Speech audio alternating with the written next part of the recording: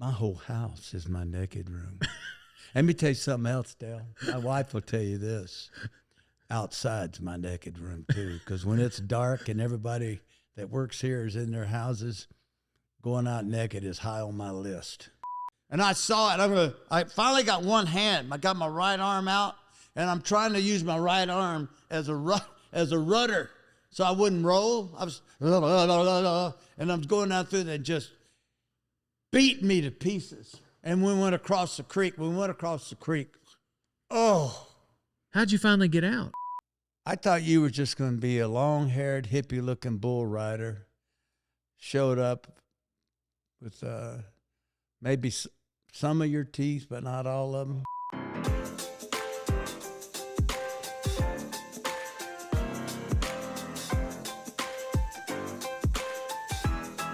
Welcome to Rodeo Time, the podcast. We've got the legend, Terry Bradshaw, 4-time Super Bowl champion. He's an MVP, multi-time, and now he's a commentator. You've seen him on Failure to Launch with Matthew McConaughey, and today on Rodeo Time, the podcast, with Dale Brisby. Some hilarious stories, some behind-the-scenes, some never-before-told stories. So stick around. You're going to want to listen to the entire thing while enjoying a ranch fuel. Use code DALE for 15% off on ranchfuel.com and check out Rodeo Time Apparel. We've got new styles that just dropped not only on rodeotime.com, but also in a Cavender's near you. Let's hear from Terry. Well, sir, thank you for welcoming us to your home. This is a beautiful ranch. Thanks, Dale. I appreciate it. I couldn't wait for you to get here. Yes, sir. Yeah, when I knew we were going to sit down and do this, and I told Tammy, my wife, I said, God, a real-time world champion bull rider's coming here. It's pretty cool. So thanks for coming. Well, I hope you're not too nervous. I was a little, I'm not going to lie to you. Yeah, I am. Yeah. I mean, football world's one thing, and, but the rodeo industry, that's big. For me, that's big, Well, we got a lot in common, some common ground. I'll get to the football part later. But, you don't have to worry about the football. We don't need to talk football. But you have sat on Bodacious. I have. And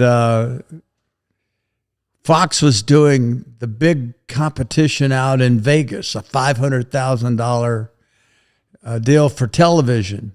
And a lot of entertainers are there and in Vegas, and I was the host, and I was going to be doing the interviews and the broadcast live. And one of the promos was going to be, Fox said, well, the baddest bull at that time was Bodacious.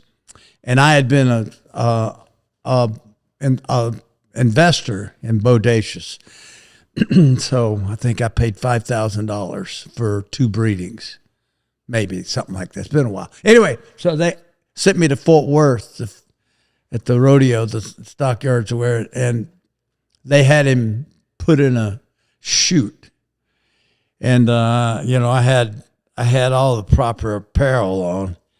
And when I was real excited till I got there, and I looked at him, and I thought, well, he looks like a Charolais, a little creamier, a little more yellow.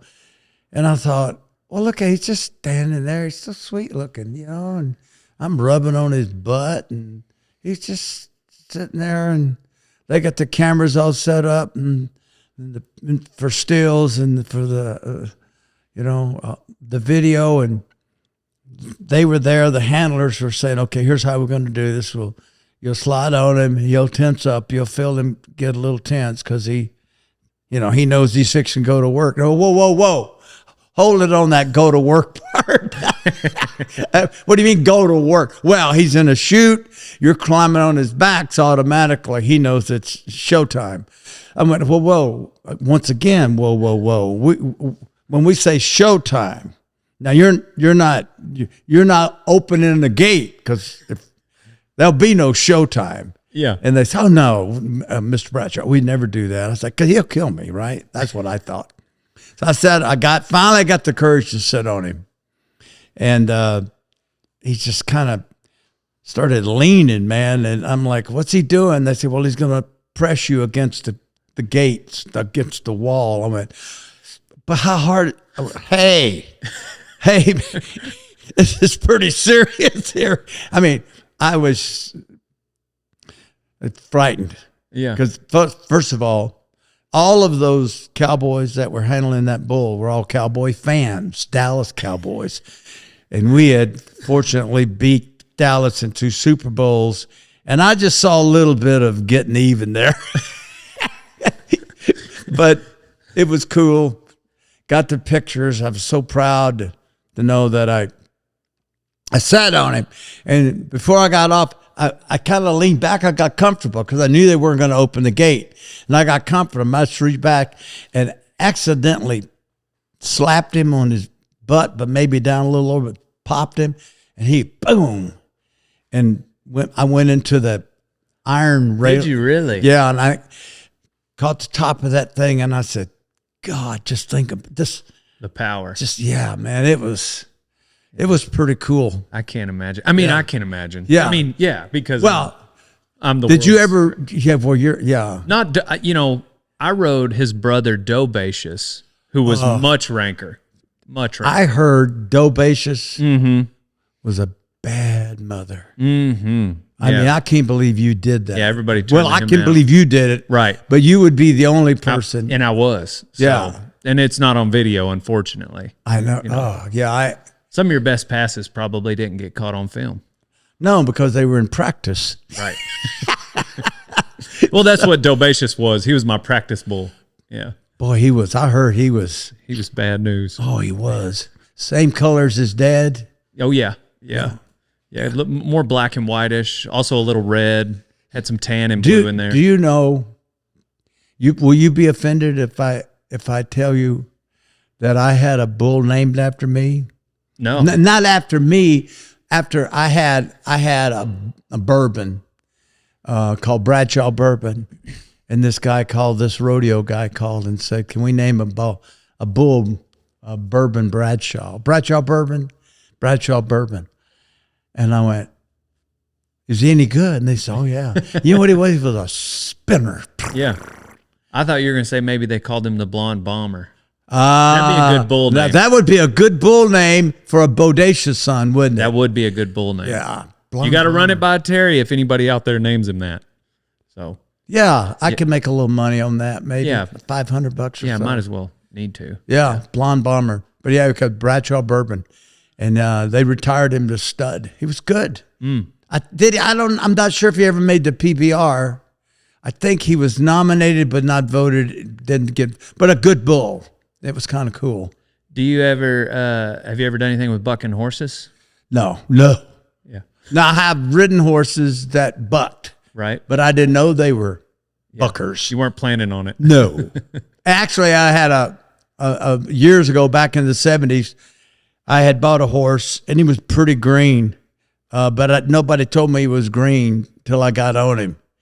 And then he started bucking, and I thought, I was a young man then in my 20s, so I rode him. I mean, he wasn't like he was going, it was just nice buck. I kind of enjoyed that. But no, not laying back. Can you imagine laying back on those saddles? Ooh. Oh, it's laying all the way down and heels all the way up. Yeah, I And can't then imagine. coming out of that chute and having to time your spurring up with the reach of that horse. Yeah. And the back. Can you imagine? I mean, I can't imagine. I mean, how you can do that. Everybody has to have a bad back when they're through with that. That's just not right. That's just not normal. I feel like there's a lot of rodeo cowboys that can't imagine taking that many hits to the chin. You get hit in the chin that much. You got hit in the ribs and shoulders, and the worst part's not the hits. You see the vicious hits. Those. I mean, yeah, they sting you sometimes, but what hurts is when they lock you up and then drive you to the ground and then fall on top of you and all that weight. Yeah, that's when you kind of go. All the air leaves your body. Oh yeah, and you get in the huddle and you're trying to call a play and you're like, "Where's my air?" Yeah, Right. yeah, that's. Do you miss the Football? well, I guess the way the game was played then compared to how it is now when it comes to hitting? Well, if they get a shot on you, they get a shot on you. As long as they keep their head out of it. Mm-hmm. back, in the 70s, they could hit you and drive you into the ground. Mm-hmm. Good hit. Now you got to get your hands off and protect the quarterbacks. And I get it. I'm not one of those that likes to say back. I do because I'm 76 years old, so everything's back. So back in the 70s, of course. But it was not, that's how I grew up playing. Mm-hmm. So, it's like you've been riding bulls your whole life, started when you were a kid, and you gradually grew as you grew, and the animals got bigger and bigger. So you were sitting on top of, Bodacious or any of those great bucking bulls, and you're like, you're used to it. You grew up with it. Same thing with me. You grow up with that. Today, it had to be protected. The athletes have to be protected because there's no question they're bigger and they are on the average faster. And so it is different. But I would not say, Dale, hey, I wish Mahomes could have played in the 70s. I wish Tom Brady played in the 70s. Yeah. We'll see how tough they are, But Right. But we're never going to know that, are we? No. But I would not say I'm tougher than any of those guys. Yeah. I wouldn't even, because they could easily have played in the 70s, easily. There's a lot of people in the rodeo world that would compare, great bull riders from back in the day to today's bull riders, and the big thing that's different there is the bulls are across the board tougher, whereas back then it might be one or two tough bulls in a pen. Everyone's tough. Now they're all tough. But, one point that JB makes, and I've heard other guys make, is like great bull riders are great bull riders, and if you swap the great ones, they're going to be great wherever they are. Yeah. I believe that. They'll say, Terry, could you have played now? Oh, please. Yeah. Yeah. I mean, I could sling it, Jack, Bombs away. I could do it. So why couldn't I play now? If I could play in the 70s, I damn sure know I could play now. Do you think the coaches would be as okay today with the way you held the ball? Would they let it slide? I mean, I guess if you're throwing touchdown passes, it's just with my finger on the top of it. With your finger on the top. Do you have any idea how hard I tried not to do that? Oh man, that is not how you throw the football, right? But I was the javelin thrower, and to throw the javelin, you gripped it. And my success in high school wasn't football; it was throwing the javelin. And I could not get my finger from going to the top of the ball. In the off season, I'd grip it and try to do the C. And actually, when I throw a much better ball, 95% of the time, it's just a tight spiral. When you have your finger on the point, it's too inconsistent. But boy, you can move it out because that finger gets up there and it pushes it. But yeah, I'm surprised you noticed that. Being a bull rider, you've been hit a few times, and right. Your detail can't possibly be that good. But I'm impressed. Well, I played quarterback in high school. Really, little bitty old town. I was pretty good. Could you throw it? I mean, they didn't call me the blonde bomber. So I mean, what do you weigh? 140 pounds? I did then. That's for sure. Yeah, I enjoy. Well, you don't weigh what? How much you weigh now? 170? 160. Yeah, 160. 164. Oh yeah, that's like I'm 5'9 1/4. Well, really 5'10. Yeah. Well, no, you know what? You had to put the shoes on. I'm 6 feet. Yeah. So you could throw it. Were you a runner?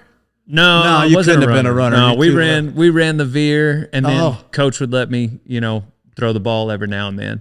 So it was a little bitty school, and we had a lot of speed on our team that was outside of myself, and so I let them run the ball, and I'd either give it to them or throw it to them. Yeah. So, wow, that's. But I respect the position. What are you, 5'9"? 5'10". and a quarter. So, you're 5'11". Ish. Yeah, you round that up.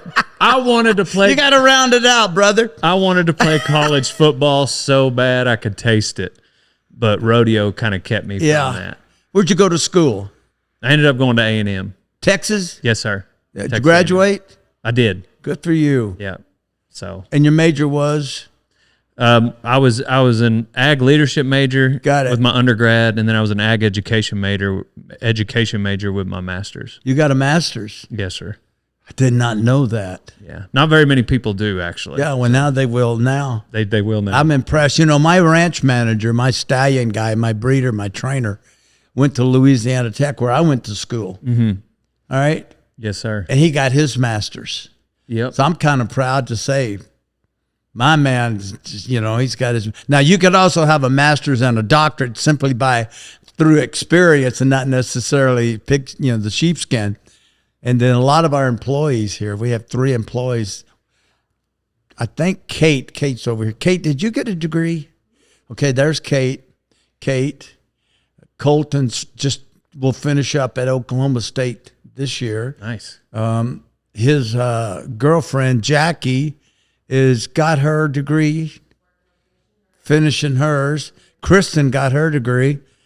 So, and Gerald. So I have 5 of our 8 employees are all papered college up. grads. Yeah, Sure. I like that. All ag people. I didn't mind going to school and doing the work. That's what made it easy for me to go to get my master's. Also, I had another year of college rodeo eligibility, so I wanted to keep playing.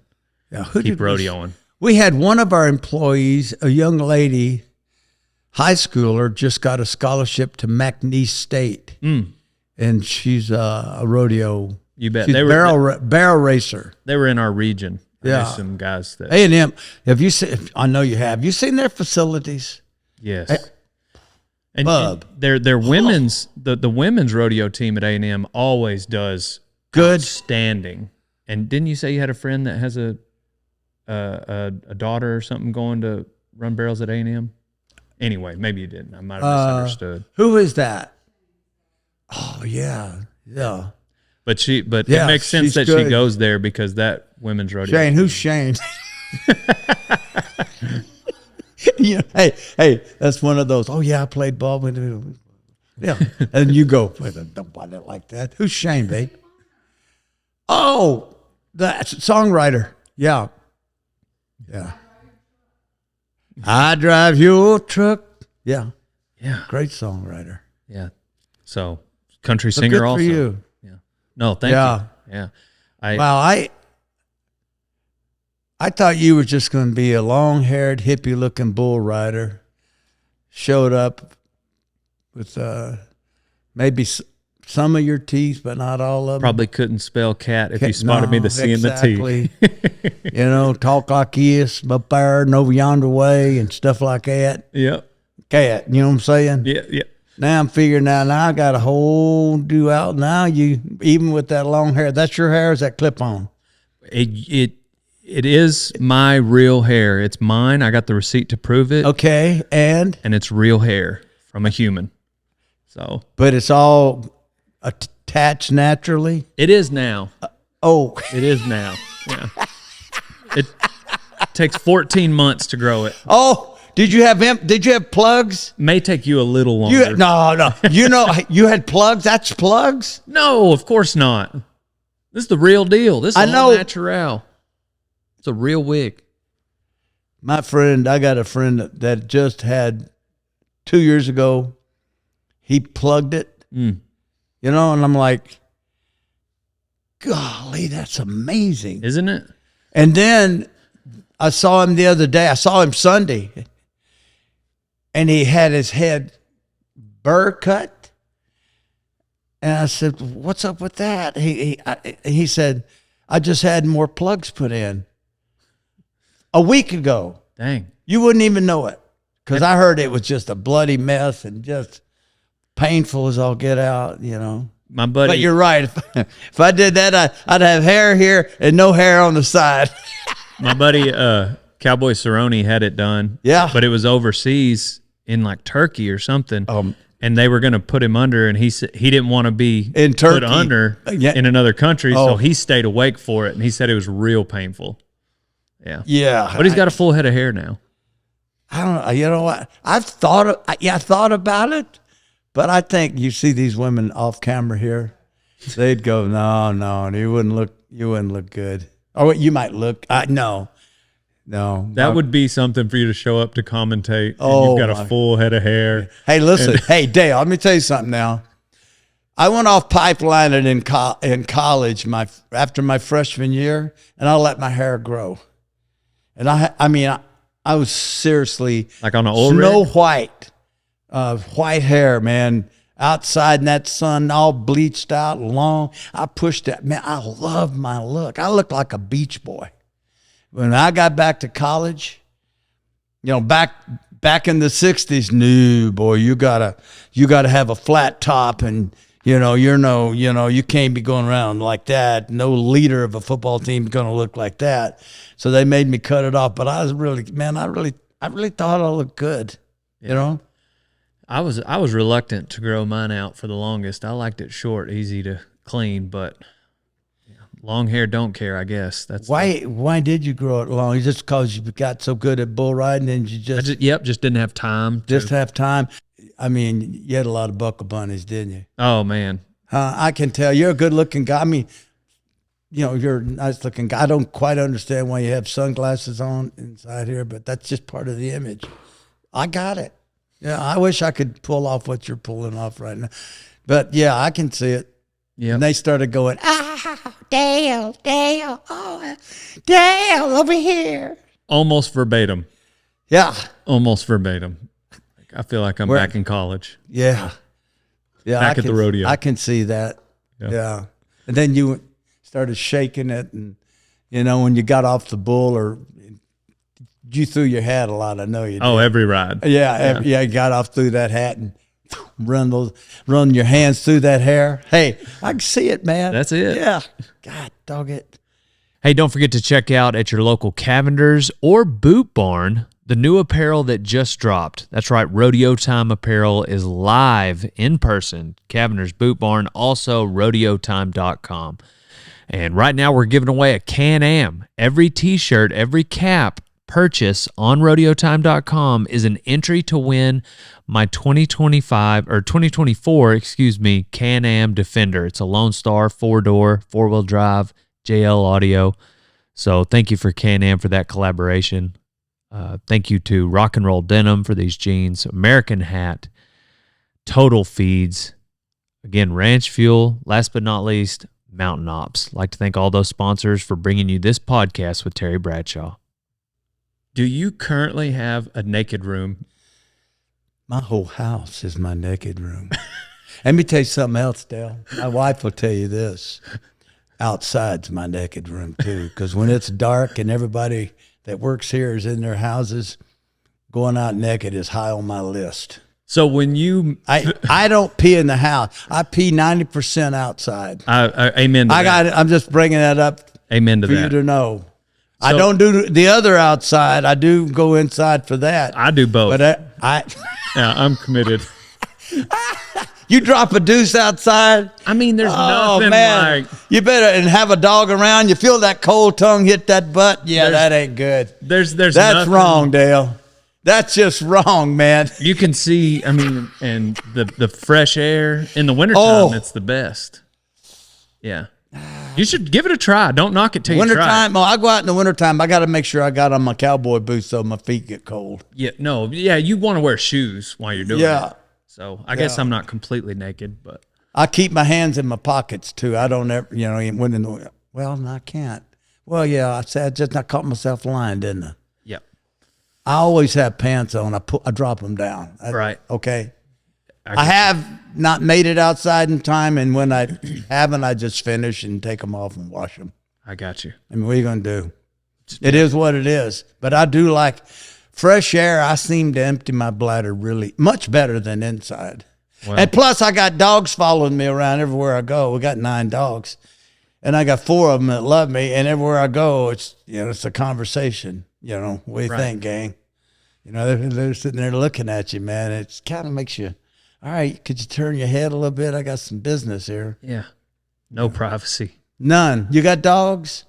Yes, sir. What kind you got? Well, I'd say that. You got girly dogs? Or No, you I had a chocolate lab. He just passed. Oh, man. So, yeah. I got a yellow lab puppy named Angel. Mm. And boy, should have named her Tasmanian Devil. My God, the energy. Yeah. Yeah. So were you actually naked in Failure to Launch? Yeah. Oh yeah. Yeah. What part of naked don't you understand? Well, I just I didn't know if you naked, call my naked room. I didn't know if you and Matthew McConaughey were that close, but I guess you are. Yeah, I mean, you think I'm up next to Matthew McConaughey? I look like Goliath. Yep. You heard of David and Goliath? He's David. Well, Are you getting nervous? I don't know how many times I've said, boy, this shirt feels like it's 100 pounds. Keep your shirt on. That might be. Hey, let me tell you, man. You can't be totally naked. All right? Yeah. You have to wear a cover. Okay. And in my case, it's called a penis sock. Okay. Can I say that? You'll cut this out, I know. No, you can say that. Okay, it's a penis sock.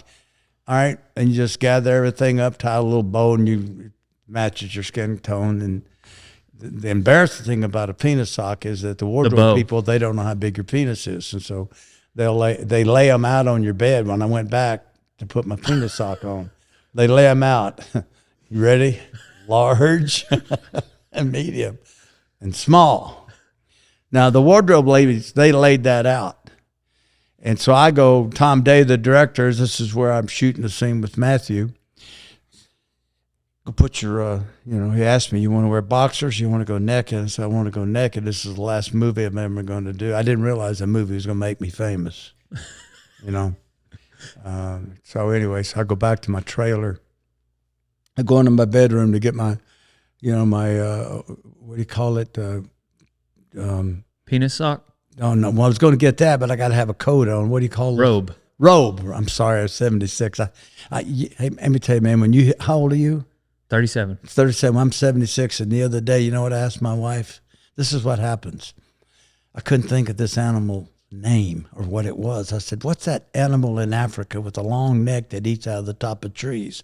She goes, that's a giraffe. I went, yes, that's good. I could not think of that.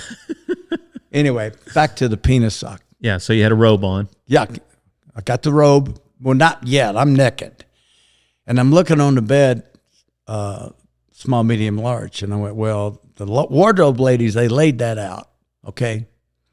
And I'm going, okay, so they're going to talk. The minute I go and get in the golf cart and they drive me back to the shoot, they're going to talk. Which one they take? Which one they take? So I'm looking at this. I start with the large one, but I got stallions that couldn't fill that thing up. And I'm thinking, man, there's no way I can. I'd have to throw it over my shoulder, tie it around my neck. That thing was huge. The medium one was, I don't want to brag, but, I can't brag because there's no way I can wear it either. And the small, seriously, small? Are you kidding? What do they think men are that? Small was like, seriously? Yeah. How about getting me I hate to say this, extra, extra small? That would have fit. Anyway, so I looked at that and I said, okay, if I take that small, they're going to go out there and they're going to go, what size did he get? He got a small. I could just hear him, right? I wasn't about that. Well, I knew I couldn't take the large because that scared everybody off. Yeah. If you did that. So I got the medium, all right? And putting it on is not, it's just not right. It's like. Yeah. It's like going and getting a colonoscopy. You got to be put to sleep because I don't want to know what they're doing back there, right? Yeah. What are they saying, So I got the medium out, finally figured out how to get it on. And I had, 6 inches left. So I just wrapped it over, duct taped it. And went back in. And they do with 2-way cameras. They shot my scene first, my camera, all three, long, medium, close up. It got all me out of the way, and I'm there, and I do it. And so now I got to do, McConaughey's got to do his camera behind me, shooting him, so they can cut the scene together. And so I got my boxer shorts on now, and I got my robe, and I'm off camera. And I'm through. This is Saturday. I'm through filming. I've been on this set for 6 weeks. I'm ready to go home. My last scene, and it's great, man. I've had a great time. Kathy Bates was my wife. It was just really a cool scene. So McConaughey comes up. I take my robe off, keep my boxer shorts on, then boom, boom, boom, boom, boom, boom. That rapping music, and he's coming up the steps. And he walks in and he looks at me, and I got boxer shorts on. And we shoot the scene, and I see him talking to Tom Day, the director. And so I'm wondering, one scene, I mean, he was great. He's an Oscar-winning actor. So I figured, we got it. I'm going home, man. I got a plane sitting at the airport I chartered. I'm going home. And Tom Day, it's like, Cole's over here, and I want to tell you something, but I can't talk to you. I got to talk to Cole, or I got to go to Donnie, and Donnie will tell Cole. Cole will tell you. I can't. I'm 4 feet from you, but I can't talk to you, and that's movies. So he's talking. Day comes to me, the director, and he says, Matthew just said, without the penis sock on, and he's not, maybe it's not the same effect. He feels like he didn't. He was fabulous, fabulous. I'm not driving all the way back to that trailer and putting that sock back on. Okay, I've made that real clear. I said, you just roll the tape and tell McConaughey not to worry about it. He'll get the shot. Boom, boom, boom, boom, boom, boom, boom. Here comes the music. McConaughey comes up the steps. He turns around and he looks at me, and I just drop my drawers. I grabbed my boy. I shook it. Nobody knows this. This is the first time I've ever said this. I just shook it at him. And it feel like I spilled coffee all over me. I got so excited. Anyway, if you watch that movie, Failure to Launch, you'll see a smile. You'll see him crack just a wee bit of a smile. Got it. You made Matthew McConaughey break. He did a great job, but I just reached down and now they tell you we got the sound guy, the camera guy, and we have the director, and that's all. And we got this room, which is nothing. We're in the warehouse, and I'm, so I'm like, well, I'm comfortable being naked, man. I was in the locker room my whole life, been around men, no biggie, literally, and so I had no problem. But then when I got through with the scene, there's 50 people on the other side of the wall looking at monitors watching you. You go like, oh my God.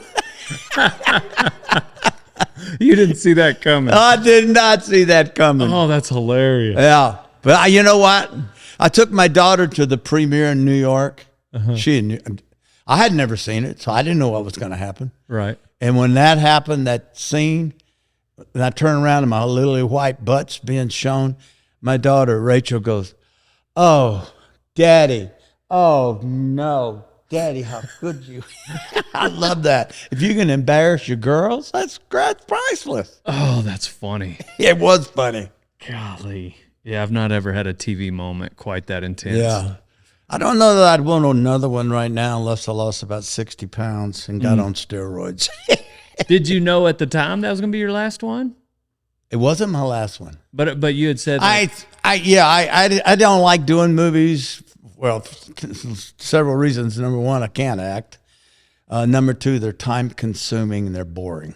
And, I don't look like Brad Pitt or Tom Cruise. I'm just, Did you get after that movie, did you get asked a lot?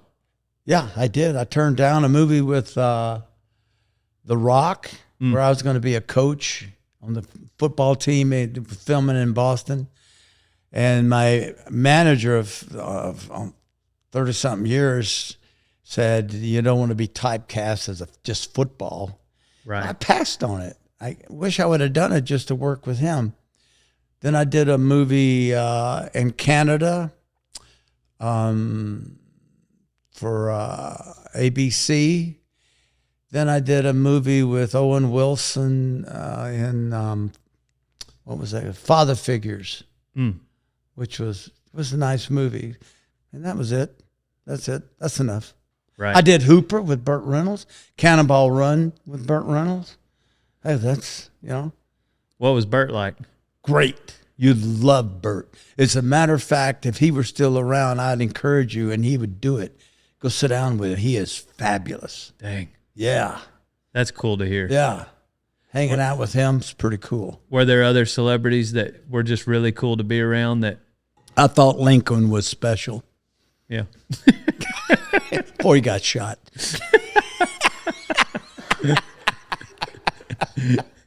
Yeah, presidents. I'm sure you've met a Yeah. lot of those too. Yeah, Lincoln. And, There have been some guys. Reynolds was the most intimidating, but he broke that right off the bat because Really? if he walked in here, Dale, he'd see that buckle of yours, and you wouldn't be able to ask him any question without him asking you 1,000. really? Yeah, he was be more interested in you than you would be of him, and you would think that's impossible. He was just, yeah. Well, that's Kathy Bates, I worked with, an Oscar winner for the movie Misery. Oh, yeah, I was intimidated by her, and she made it just easy. Yeah. Yeah, and we did a scene at the end where I said, hit the road, Jack. Don't you come back no more, no more. No. So that's the last scene, and she's sitting in my lap Yeah. in a chair, and we've been kissing. And everybody said, kissing Kathy Bates? And I went, I got to tell you, man, she kisses good. I mean, we even went to a, cut, and we're still going. Yeah, it's some good sugar. It's before I got married. Yeah. My wife's sitting over there. When you do these, it's not an interview so much, but it is. But yeah, you gotta. Yeah. If you're gonna do them right, you got to be honest Spice and it up. open, and you hope your wife understands that I did have a past. Listen, You know what I'm saying? it was all in the name of acting. Oh. Oh, she said, so does she. She said, what now? She said- my hearing aids. Yeah, I didn't exactly. pick up on that. Yeah. So does she? Oh, I know she does. Yeah. Yeah. Hey, she doesn't talk about her past. Yeah. My past is kind of in the papers. Right. Her past is, she's one of them doctor people.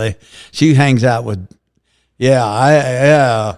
What do you mean? I find out, as you move on in marriage, you get a little more comfortable, a whole lot more open. Yeah. And you start talking a little bit too much, and you find out, whoa, hey, what are you talking about? What, him? You're kidding me. Yeah. What? Yeah. Or that time that they didn't answer the phone, and it was because they were with, the world's greatest brain surgeon. Ooh. Yeah, that'll rip your heart out by the roots. This is turning into a therapy session more than It is. I'm just doing me some good. Yeah. I'm glad. I'm glad. Yeah. Oh, so out of all these things that you got to do after football, Right. the acting, the singing, the Right. commentating, which one has been your favorite? I love the commentating. Yeah. I absolutely love it. I cannot wait to get to work Sunday. Yeah. I've been doing it 44 years. That's awesome. And the guys I'm working with, man, it is, you would love it. It is just, it's a locker room atmosphere for us. And we all, love and care about one another. Everybody's happy for everybody's success, whether it's Howie doing sneaker commercials or movies, or Micah with Good Morning America, whatever. It doesn't matter. We Kurt's now with Fox in New York City hosting the morning show. So it's so much fun. And then you do a 1 hour show, then you watch football all day and do highlights, halftimes, Super Bowls, playoff game. I mean, we do some amazing things at Fox. So it's just, you know what, man? I don't know when that time comes when they say to me, happy trails. Oh, dang. Yeah, man. You want to say, that's never going to happen. That's never going to happen. But I guess when the Cowboys are playing the New York Giants and you go, today we have our number one game today, as you well know, it's huge between, they are really doing good right now. Dallas. Yeah, you can kind of see that you're pretty much gone. Yeah. That hasn't happened yet, but I you know what? I don't know. When you knew you're riding bulls, you don't ride anymore. Are you through riding yet? No, not really. I still get on. Still got on a few? Yes, sir. I think when you realize that the time has come, that's a sad time. When I had to retire from football, I was ready. I didn't look back. Not 1 second did I look back. I was so excited about, okay, what's out there? But was the fact that you had like such a defining moment with your injury, was that liberating? You know what? That's a great way of putting it. You're right. Because after 9 years, I remember telling my dad, we just won Super Bowl 14 in L.A. against the Rams. And I took my parents and we went to Cancun. And I did an event down there. And I made enough money on the event to bring my parents with me and go fishing, take my dad fishing. And so it was like right after Super Bowl, my dad and I were out on the boat. And we're talking and we're fishing for marlin. Sailfish, I'm sorry. And I told my dad, I said, I think I've had enough of this. He said, football. He goes, why you say that? You just won your 4th Super Bowl. I said, yeah, that's just it. I've just won 4 in 9 years. That's got a nice ring to it. Kind of a Jim Brown moment. Not that I was that big a star, because it wasn't, because for 4 or 5 years of those 9, I mean, I was in and out of the huddle. And in today's world, and today's football world, Dale, I would have never made it. They'd have kicked me out, and I'd have been one of these quarterbacks. I'd have been Baker Mayfield. I would have been a guy passed around. Darnold up in Minnesota, passed around. Because now it's quick. You got to do it fast. You got to make it happen now. And then I came out of an environment where I was loved by everybody, patted on my back, constantly being lifted up. And when I got to the pros, it was not like that at all. It was bad, man. I wasn't used to it. I couldn't handle it. And it dang near ruined me, confidence-wise. So anyway, I didn't get along particularly well with my head coach. And I just thought, golly, boy, wrap it up and ride on into the sunset. And I just thought that'd be kind of cool.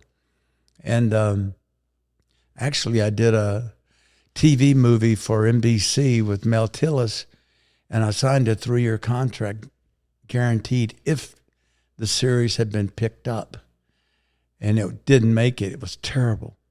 It was a terrible, terrible TV series. It was going to be called The Stalkers, race car. Mm-hmm. And I remember, bring me back to my main point, but I'm going to drift off here for a second. All right. My wife will say, okay, that's 5 things you've brought up. Now, which one do you want to focus on? That's okay. Yeah. So anyway, I'm down in Birmingham, Alabama at a golf tournament, and Ernest Borgnine is there. He's one of the celebrity golfers, Academy Award winner. And we hooked up at the cocktail party that night and became really good friends. We just hit it off. Beautiful wife. Oh, she was sweet.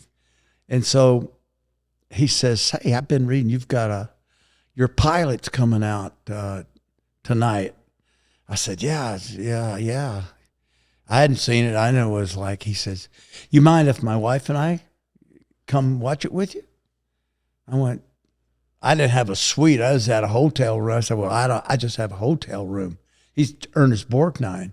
He said, we don't care. We just, we'd like to come watch it. And I said, really? And I said, well, my room number so-and-so, and it starts at 8:00, and I'll see you there. So he comes in, and I had twin beds. So he and his wife sat on one bed, and I sat on the other.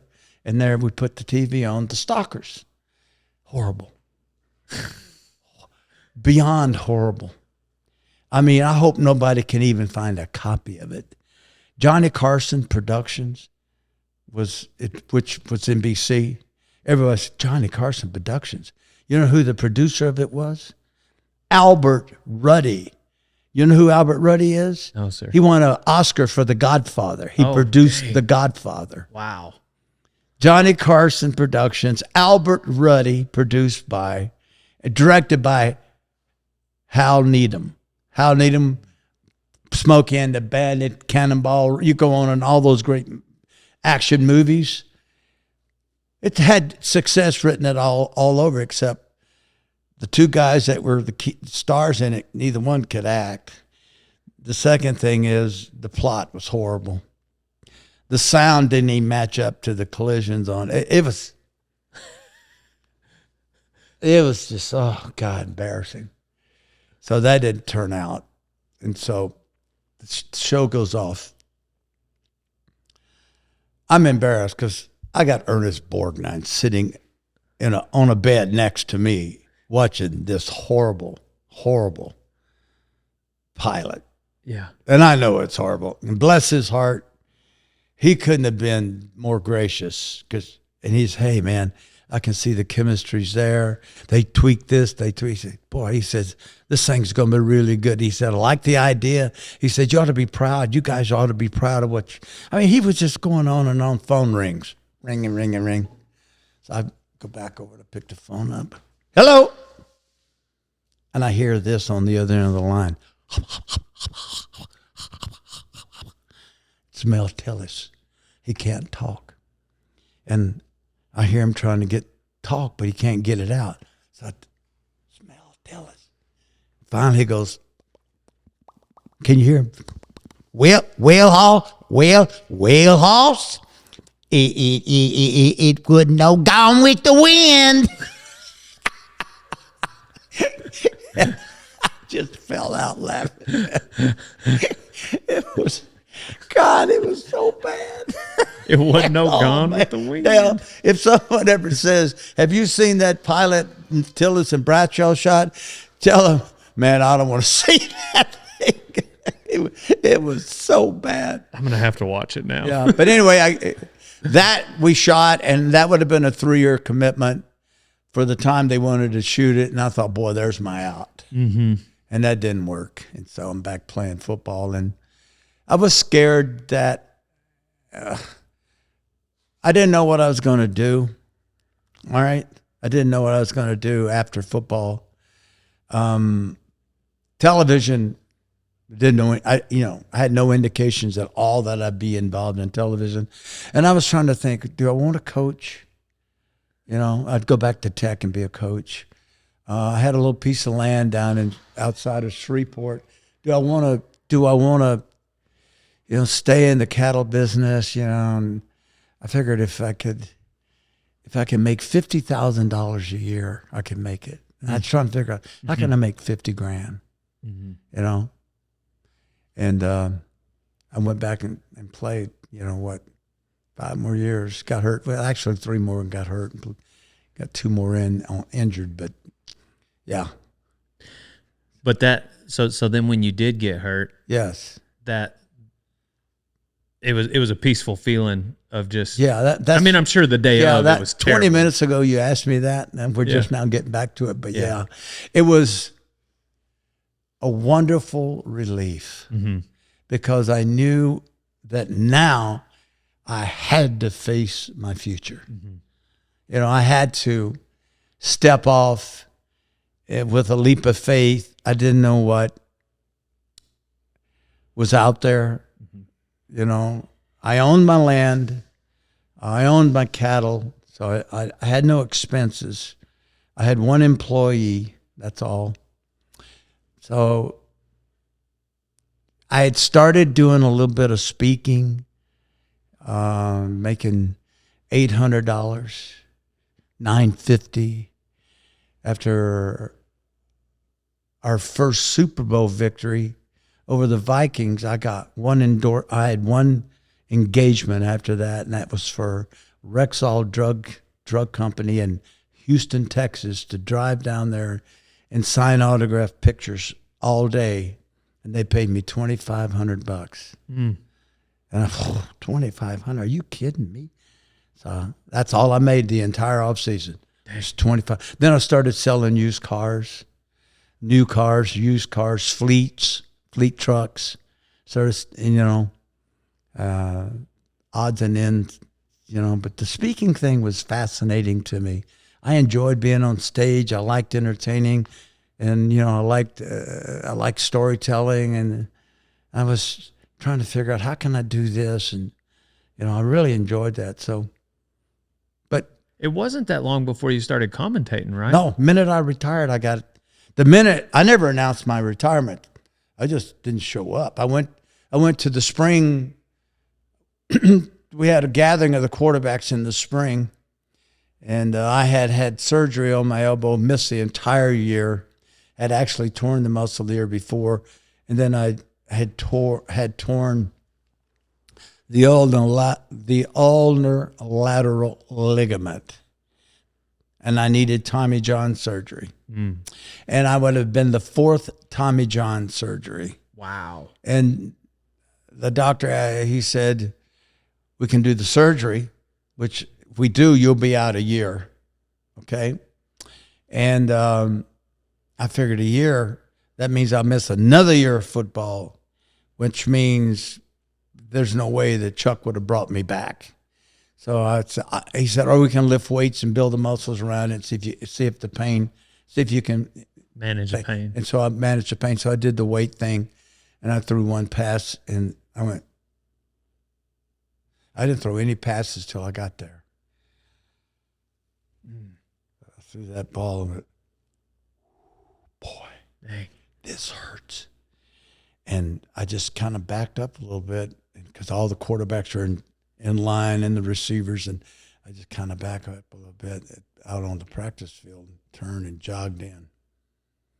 Took everything, took my stuff off, and Tony Parisi, our equipment manager, walked over. He says, y'all through? I said, no, we're not through, but I'm finished. I said, I can't play anymore, Tony. What do you mean you can play? I said, elbow. Whew. It's not, no bueno. And he said, I'm so sorry.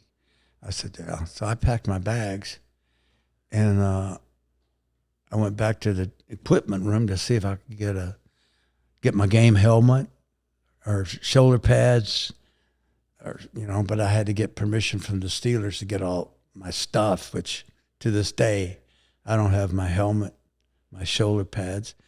I wanted a jersey, and at that time, they wanted to charge me $500 for a jersey. That was, dang. Talking about. So I just, and Chuck Noll came in. I said, I can't play, coach. We shook hands. That's it. Wow. Called a buddy of mine who had a private plane. Said, can you come pick me up? I didn't want to go through the airport and all that. I didn't know how quick he'd get out. He picked me up about 4 hours later. I went to my apartment, packed about a few things I thought I'd need, got my, stuff, my baggage. Got a buddy of mine to come pick me up. Yeah. And I asked him, I said, can you sell my car for me? And hasta luego. Dang. Yeah. That's got movie written all over it, doesn't it? Right? Yeah. Maybe I could help you write it. Maybe I'll play you. Oh, would you? I'd have to cut my hair or No, diet. you may have to get on steroids is what you might have to do. Oh, really? You think? Oh, yeah, you got to get a whole lot bigger than that, Jack. Maybe just a little bigger. Well, you're 5'10". and a half. Oh, in other words, you're 6'1". Right. Yeah, exactly. You've been doing this interview, man. You've grown 3 inches. Played Terry Bradshaw. I mean, hey, I was a quarterback. I know that. I mean, that would not be like it's unfamiliar territory. Right. Yeah, no. And hey, I'm gonna tell you something. You're a whole lot better looking than I am. So I can see that. I could shake a tooth loose. Also, It'd be this one. yeah, kind of like a rite of Yeah. passage. You gotta The front one, dang, Yeah, it's right there. really like that one. Yeah.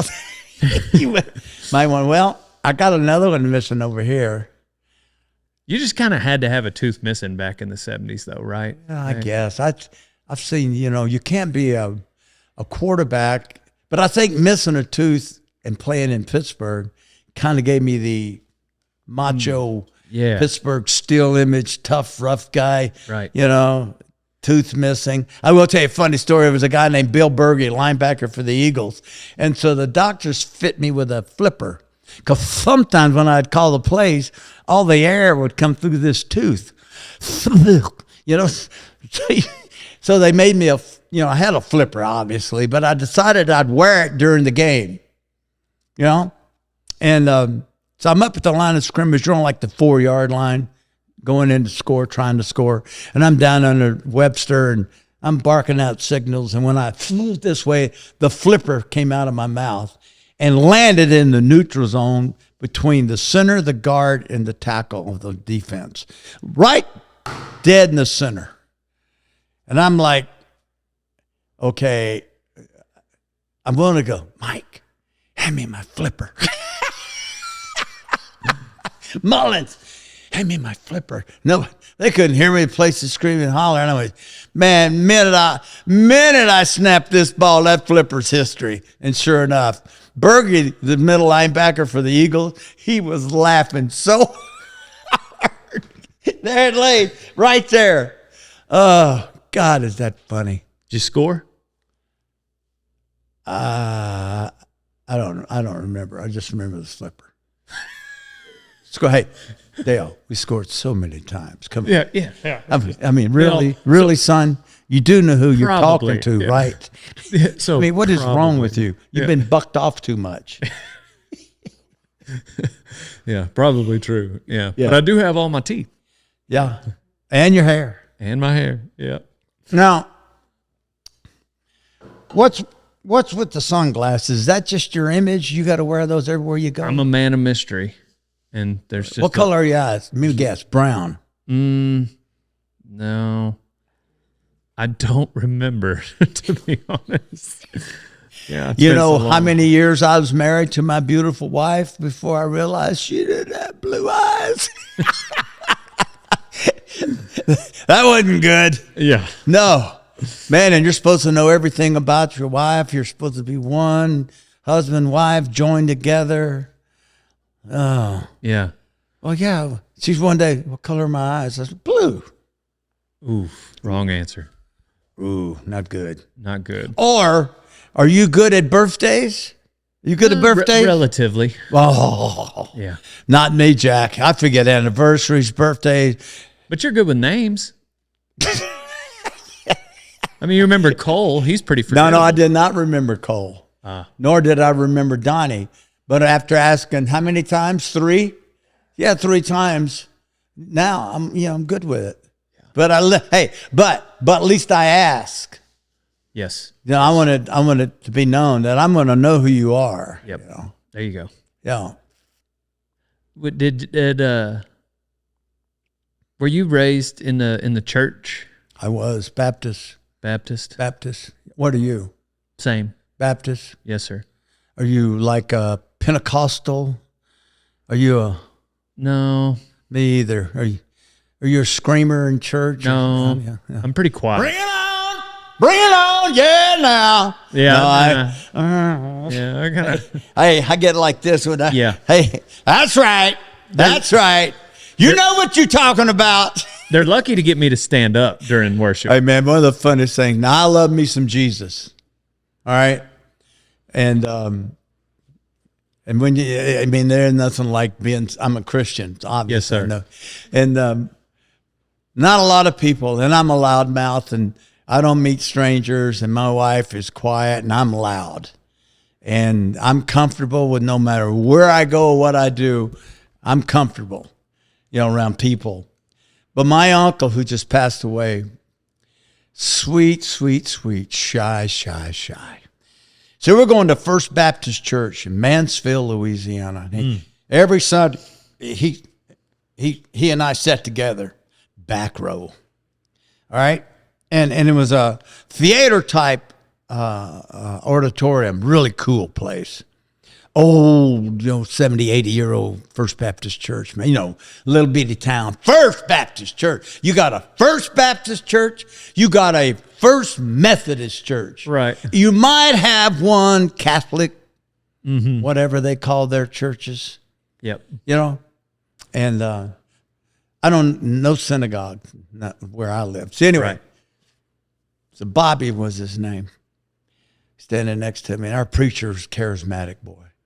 I mean, you'd want to get saved for all Baptist. We got to declare publicly. I mean, I just don't know why we got to do publicly, because not everybody wants to walk down there in front of everybody. They want to go into private. Your relationship with God is personal and it's private. But you got to go down there and. And they carry on forever, I see that. How many out here today? Let me see that hand. Say, yes, Brother Jones, brother. I've strayed a little bit, and boy, I'd just like for you to pray for me. Let me see that hand. Everybody, every head bowed, every eye closed. Let me see that hand. I see that hand. Probably nobody raising a hand. I see that hand over. Yes, young man, I see. Let me pray. All right, now how many of you today, we say, if I died today, I'm going to heaven. Let me see the hand. Yes, I see. Yes. Oh, yeah. Oh, praise Jesus. Yes, I see that hand. Beautiful. All right. And before you know it, man, that getting saved's already gone. We've gone 20 minutes. And then you're wanting to go home because football game's going to start. And people aren't getting saved, and so that preacher's not leaving until somebody gets saved. And they're going to play that just as I am, and they're going to play that 50 minutes. And after a while, I regret getting saved. You know what I'm saying? Man, I want to go home. So my uncle is sitting next to me, and they get through, and what a great service we've had. I'll be back tonight. I ain't coming back tonight. Yeah. I can tell you that right now. That right now. Forgive me, Lord, but I ain't, I haven't had enough today. I had enough. So anyway, always the worst part of the service is at the end, he'd look out and he can't see me, can he? So, and my uncle would grab my hand, my right hand. He'd grab it and he would squeeze my hand so hard, just petrified that the preacher was going to call on him to do closing prayer. Oh, dang. No, not the closing prayer. Yeah. And he squeezed it. And of course, we're all, like I said, we're either sliding. He's trying to get shorter and shorter while you're trying to get taller and taller. And then he said, Brother Bobby Gay, would you close us in a word of prayer, please? And he just started shaking. I thought he was going to pass out. Oh, God bless him, boy. So I looked at Bobby. He's seriously about to pass out. And I said, okay, I know what you want. So I said, our Father, our God. And so I closed around. Oh, that's funny. Oh, man, you've done that. Your preacher call on the congregation to pray. For sure. Man, alive. And they all sound alike, don't they? They do. Just hit a button over there. Hit a page. Our Father, our God. I feel like we went to the same church. We did. I'm not making fun of it. Well, I actually am. Yeah. But it is I mean, we all know. Yep. We're not preachers. We're not evangelists. I don't want to pray in public. Right. I mean, Yeah. I just don't. That's the one thing I don't want to do. Yeah. Is pray in public. Yeah. I don't know, why. I don't. It's not that I don't feel worthy. It's just too personal. Uh-huh. Let the preach. That's what we're paying him for. So that's why you're making the big bucks. You pray us out of here. Right. You pray us out of here. Yeah. Were there Hit it again. Oh, sorry about that. No, it's all good. We don't want to miss any of this. Correct. Yes. Were there a lot of Christians in the National Football League? Oh yeah. Yeah. Yeah. Yeah. As a matter of fact, yeah. Oh, for sure. Yeah. Man, we would have. Actually, I was proud of the fact that I helped start our Bible study on Sunday morning of the game. Started off with 2 of us. Yeah. And ended up being half the team. It was, when you're playing a game like that and you're gonna potentially get seriously injured and stuff. I mean, I think athletes, for the most part, and not just say athletes, bull riders, there has to be divine. Has to be a divineness about your life, something bigger, stronger, more powerful, more soothing, comforting, something that can get you past tough times. Because if you're going to count on people to do it, ain't going to happen. What role did? So one thing I'm curious about, just for my personal walk as a Christian that I've studied over the last few years, is humility. And what role did that have in your walk as a Christian with the moments that you experienced that? Yeah, I think that a lot of people have to be. The world is filled with doubting Thomases, and my wife and I, we have this discussion all the time. Did you watch The Chosen yet? I haven't, no, sir. Oh, so good. But we have the discussions because they're real discussions about, are we just here? Are we just here? Are we going to die and not have to? In other words, am I going to die? And is dying going to be like going to sleep? Only difference is I never wake up. Nah. Okay. I don't have to worry about answering for my life. Oh, yay. Good stuff there. But that's not how we view it. And then when you look at the universe and you look at our planet and you ask yourself, okay, they say 80 billion years ago, the fireball, was a Big Bang theory. And man, all of a sudden your brain, you just, wow, where'd God come from? Where did the universe come from? What is the universe? What else is out there? Are there aliens out there? Are there spaceships? And we've seen them. It's like, there it is right there, like Doubting Thomas. There's the spaceship. We see it. It's spinning around. We've seen it. Oh, it's not that. Oh, that's not what I'm looking at. Yeah. It's the world can get very disillusional to a point where, what do I believe? Yes, sir. And I found that it takes a great deal to some people's lives, a great deal of pain. Mm-hmm. It takes a great deal of failure, punishment, disappointments, and your way of handling that and getting over it doesn't seem to work. Mm-hmm. It's all temporary. It's all, it's all just putting a fresh coat of paint over it, but underneath it's still there, right? Mm-hmm. And I found that it does take a moment in your life, I think, I'll speak personally, to get knocked down and to think, oh man, and the pain is so great. It's just like, God, take me home. And then you just say, you know what, I did this. I did it in an apartment in Pittsburgh. I just can't handle this anymore. I can't put up with the insults and the way I was being treated, and failure. How can I fail as good as I was in college? How is that possible that I'm failing? Because I took it on me personally. I didn't give thought, never once did it cross my mind that I don't have Lynn Swan and Stallworth and Webster and Harris and Blyer. And, I had Green my first year. I didn't understand you had to put the whole thing together. You had to put the team together like you have here, and success hopefully follows. And I had lost my confidence. I had lost my job. I had been called dumb and stupid, and still am in a lot of circles. And I just couldn't deal with it anymore. And I just remember having a mental breakdown in my apartment.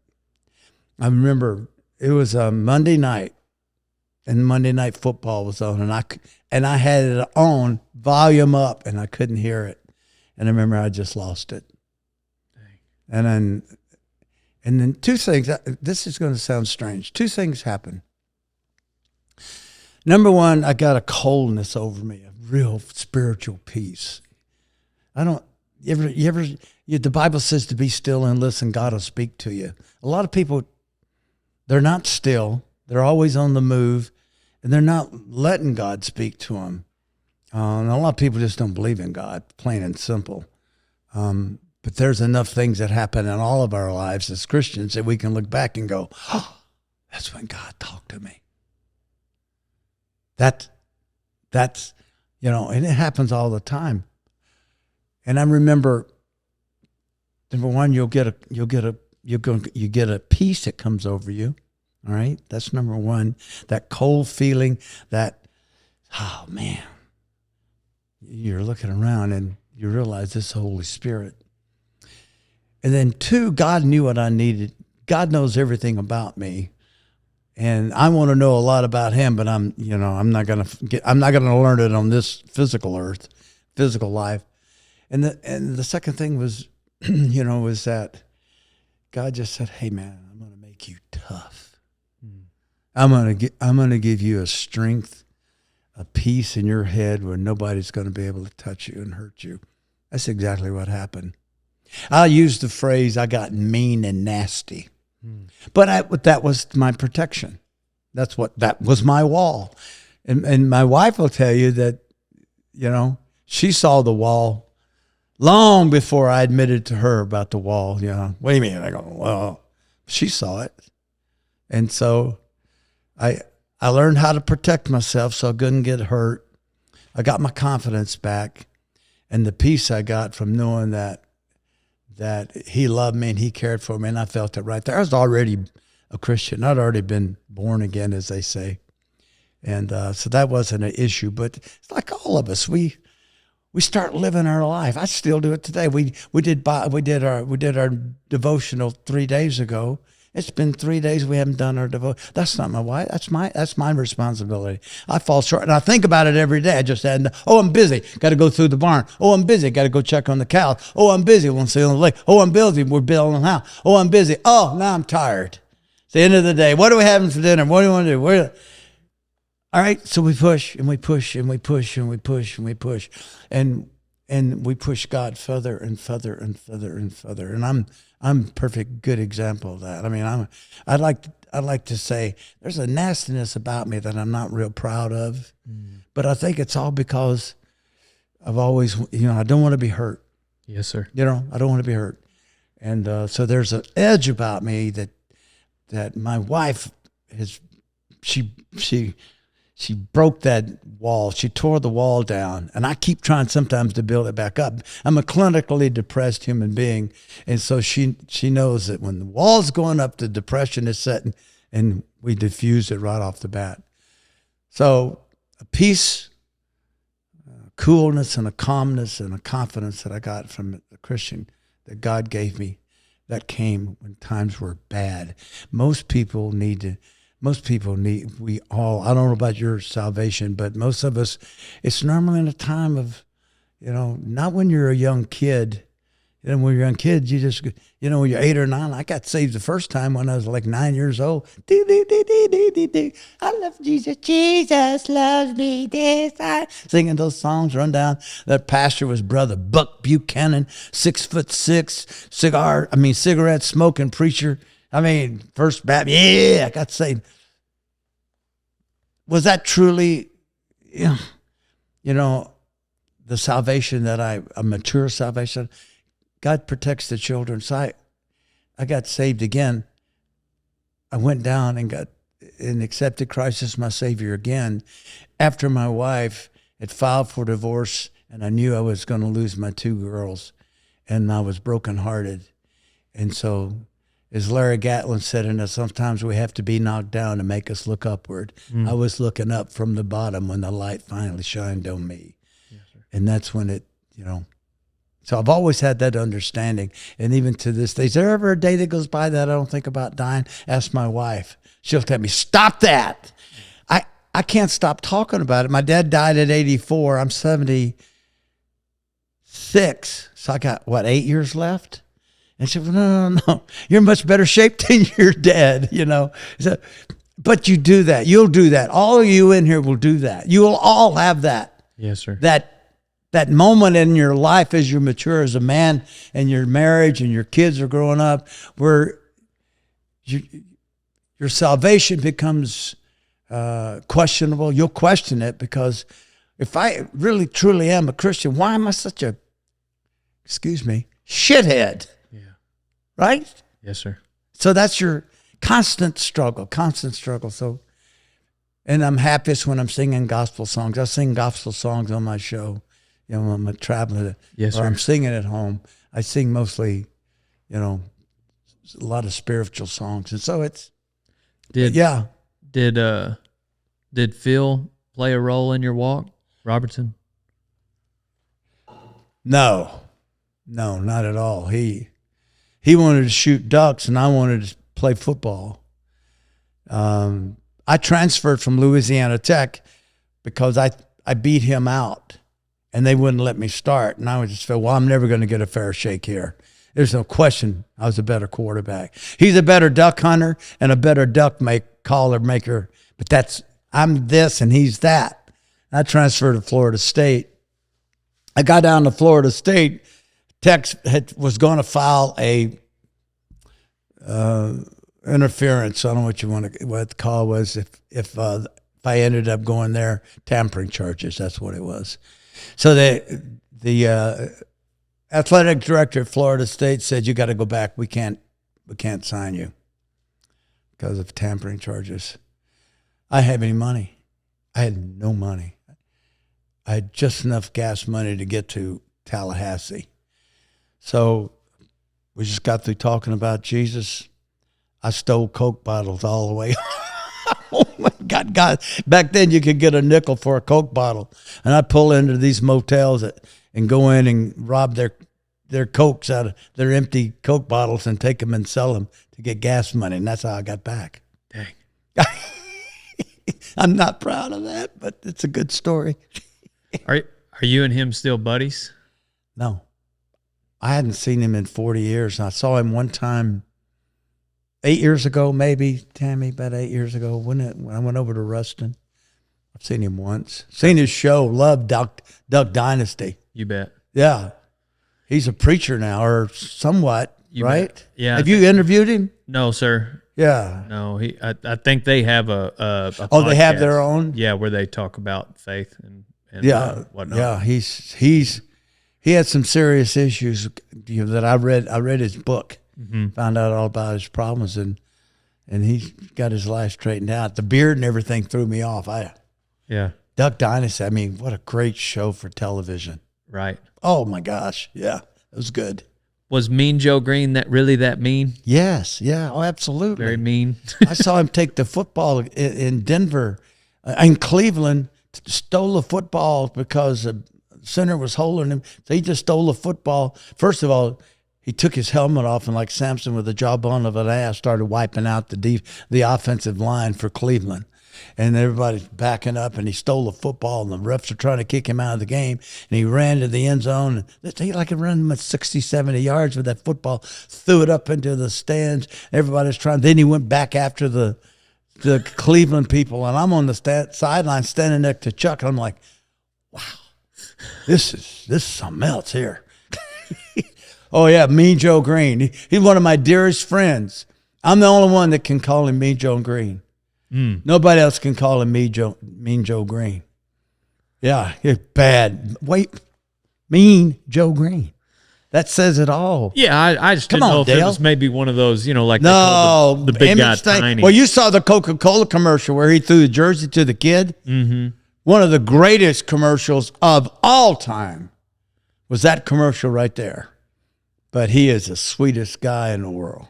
Off the field. Yeah. He's super nice. Yeah, super nice.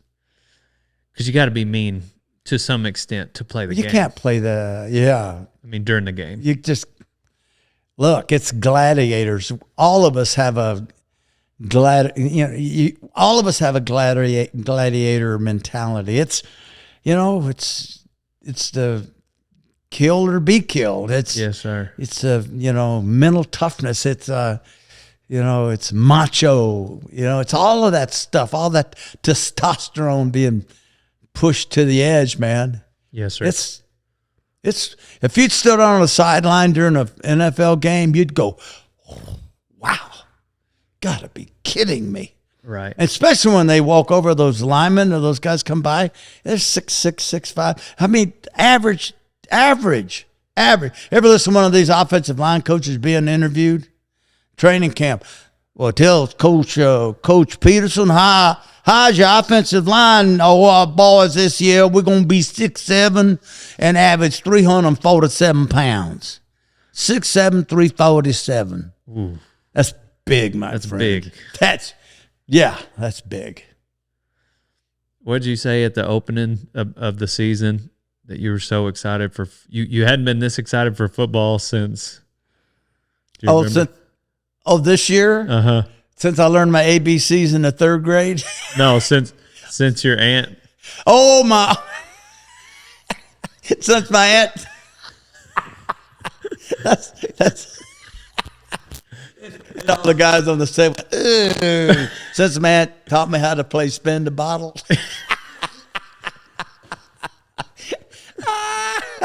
I love that. That's funny. Yeah, that's funny. That's funny. And that's for Howie and them guys around you more than They're here. I said that, and they're like, "Oh man, that's sick, TB. That's sick. That's funny. That's funny. Man, that ain't funny. That's that's funny. Yeah, not that my people think it's funny. Yeah, exactly. Exactly. Agreed. Yeah, that's classic. That's good television. I don't know what it is. I kind of enjoyed it. Well, do you guys sell horses? How can somebody get a hold of one of your horses? Yeah, easy. Is that they go online? We just had a sale Saturday. Where were really? You? Yeah. I was at a big added money bull riding. I was, where were you? Yeah, I keep. What city? Pocatello, Pueblo. No, I was in Winnebago. Winnebago, Texas. Yep. That's a big bull riding there. Big, so big. How'd you do? I won it, of course. Yeah. 45, 92 points. That's half for you and half for the bull, right? Is right. that how that works? Yep. Yeah. Wow. I don't know how you do. I don't know how they score those. Yeah. Oh, if you ride it, if you stay on a bull, you ought to max out. That's the way I look at it. 100. Harder to ride a spinner or one of them, and then one that changes leads, as we would say. They're all easy for me. When they drop the show. Yeah, I guess they are. Yeah, they're all easy for me. I mean, I don't know how you do that, man. But yeah. when those bulls drop a shoulder and get you forward, then turn. Really tough for normal man. Really tough. And Bodacious would go like this.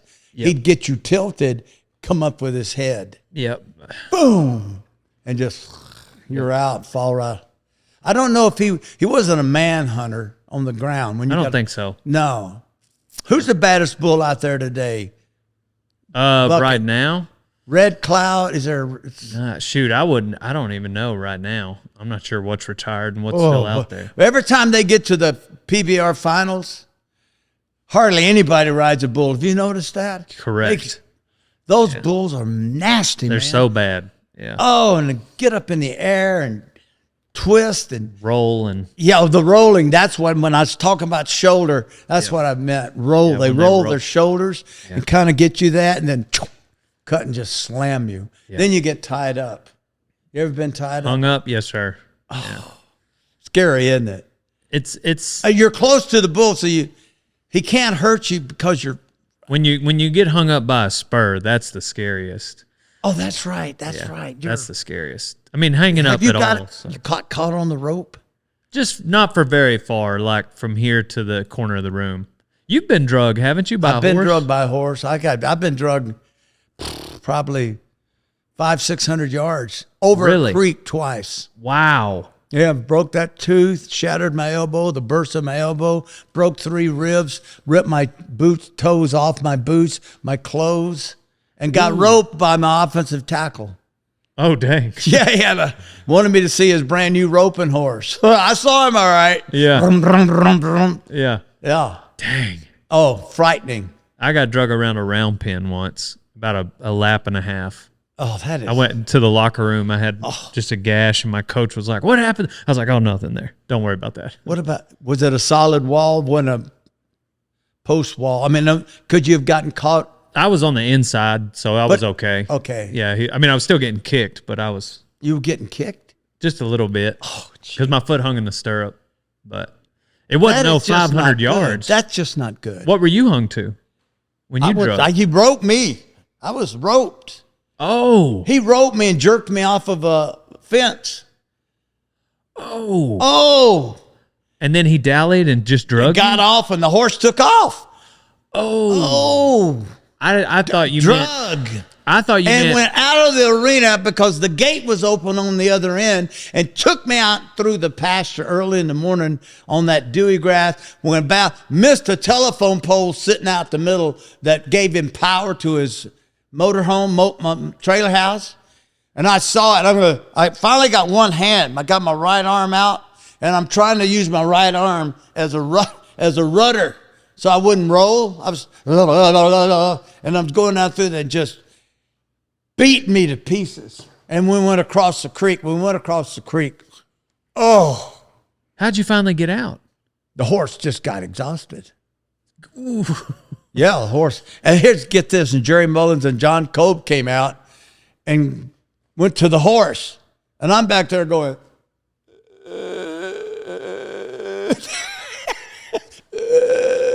help me. Yeah. They picked me up, take me into the trailer house, filled the bathtub up with cold water. I'm a bruised, bloody mess. Dang. And then they had to call the trainer at Pittsburgh Steelers. He said, get him to the hospital. They put me in a truck and took me to the hospital and put me in there, and tooth's gone, the elbow's shattered. So they go in, I got a blood bubble on my elbow like this. So they're pulling blood off my elbow, x-rays, ribs are killing me. This is Monday. So I missed practice all week in the hospital. Now I got to come up with a story about how this happened. So it's obviously I wasn't going to call them out because Yeah, you didn't. it was much my fault as theirs. When he roped me, I could have easily taken the rope off and pop that rope and make that horse back up. It's a roping horse. That sucker took off like a yeah. So anyway, they got me to the hospital, and then we played the Colts. As a matter of fact, Larry Gatlin and the Gatlin brothers were coming into town, and they were going to stay with me, and we were going to play golf. Well, we were going to play golf after the Sunday game against the Colts, and so I went out and got some medication, and played great. Who said you need to practice? Golly. I know, man. I had nightmares about that for years. Well, that wasn't anything that had to do with the future muscle injury. No, not at all. No. No, not at all. Wow. I know. It's frightening. Yeah. Frightening. I mean, frightening, man. That horse is Yeah. out across that field. God. And to see that pole, that telephone pole. Now, if that horse goes to the left, am I going to slide into the telephone pole? Yeah, not good. When you think about your playful attitude, and by the way, if we need to wrap this up, I only have one or two, but No, I'm fine. I want to respect your time. We've already gone for an hour over my time allotment. Well, I'm curious. Like, I love your mindset and your attitude, and I can only imagine like how fun it was to be in the locker room with you. Is there anybody out there that you see yourself in Now? that's playing now? Oh, wow.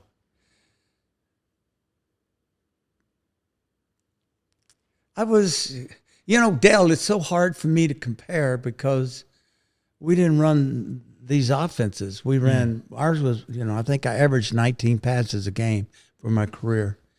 So we didn't throw the ball a lot. So it's hard for me to say, athletic wise back then, I would have probably been one of the most athletic quarterbacks. At 212, I was also one of the biggest.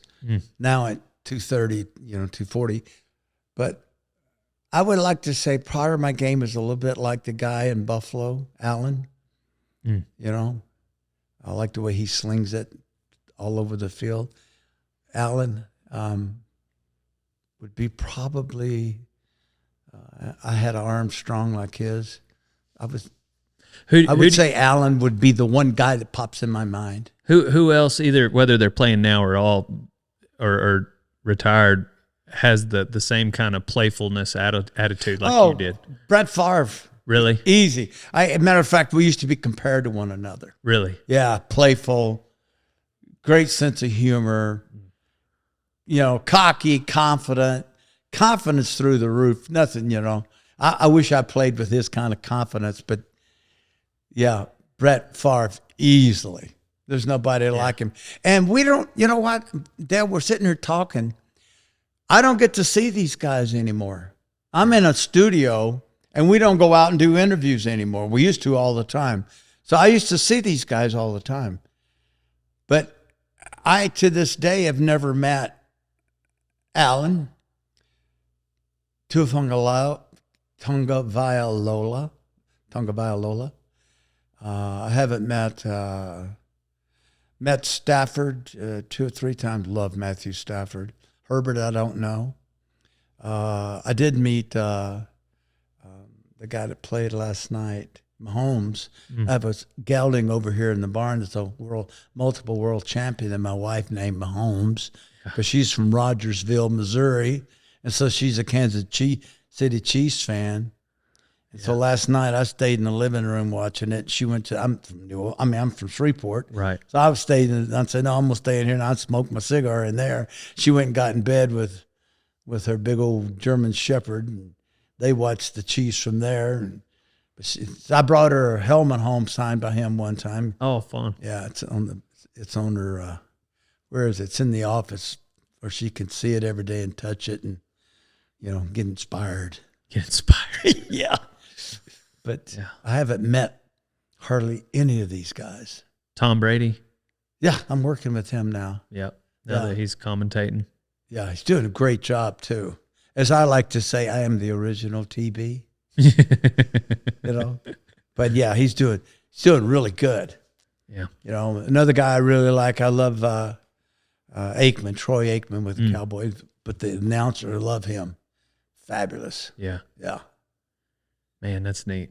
It's neat that you get to interact with so many different generations of people playing the exact same game. Yeah, it's interesting. I look at it and I watch these games and I see what's going on, and I can tell my wife, I don't know why they can't pick up the blitz. I can say, I don't know what they're doing. Why don't they double team that guy? Why don't they slide protection? I mean, cover 2 is the easiest thing in the world to throw against. Why are they having such a hard time? Why don't they this? Why don't they that? And, I always like to say, well, I called my own plays. My plays weren't sent in. I didn't have number 4. Okay, here's number 4. I didn't have all that. I never had an offensive coordinator. I never had a quarterback coach. We only had six coaches. Yeah. Now they got 30, 31. Wow. I know. Amazing what billions of dollars will do, isn't it? Yeah. No So kidding. it's different from that. But I respect them all. Love watching them play. The kid that plays for Jackson for Baltimore. Oh, amazing. Yep. Amazing. That's an athlete. Oh, Yeah. amazing, man. The kid up in Washington now, Daniels. Oh, the kid in Pittsburgh, Fields. Not bad at all. But the guy, Daniels, and the guy Williams in Chicago now, the young kid out of USC. Some young kids coming up, man, that are just magnificent. How come guys weren't allowed to move around as much back in your day as they are now? We were owned by the football teams. We had no freedom. We couldn't play out our contract and be a free agent. There was no free agency. We belonged to the Steelers unless they trade us or cut us. And that was the rule. Man. We couldn't move around at all.